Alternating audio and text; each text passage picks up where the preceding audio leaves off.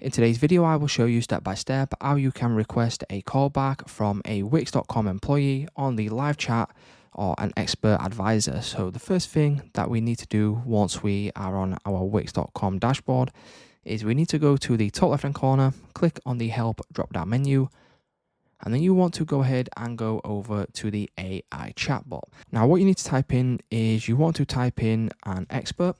Once you type expert, it will then just analyze obviously what you've put in to the chat. As you can see, I understand you want to speak with an expert. Could you please provide more details? You just want to put a brief summary of the problem that you are having. And then again, what you need to do is you just want to put in expert. Now, as you can see, before I connect you with an expert, would you like to edit your description?